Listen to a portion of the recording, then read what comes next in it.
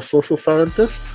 What's the geopolitical scenario for that? Uh, that mess where the British isn't helping them at all. You're on mute, social scientist.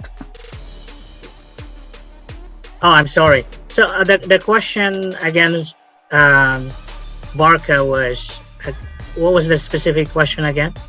What if the British didn't help in this conflict? Would that galvanize the Israelis to win the war, or would that instead cost them the war?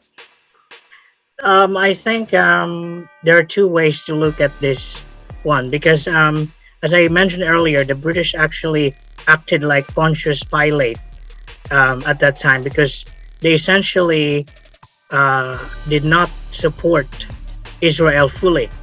You have to remember that although they sell airplanes to Israel in the later part of the war, such as the Spitfires, the cost was so super expensive. It was really, really expensive. So as Marco pointed out, they tried to, that was war profiteering at the time on the side of the British.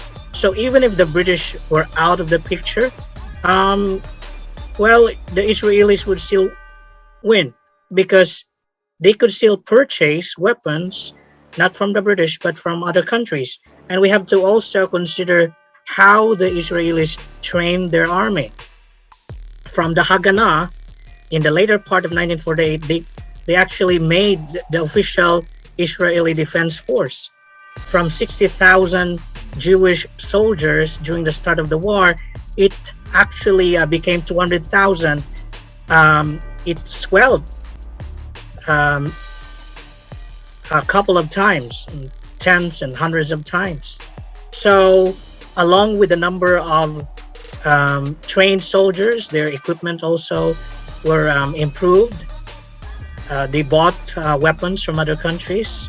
So yeah, not just from the British, but also from other countries such as the Soviet Union.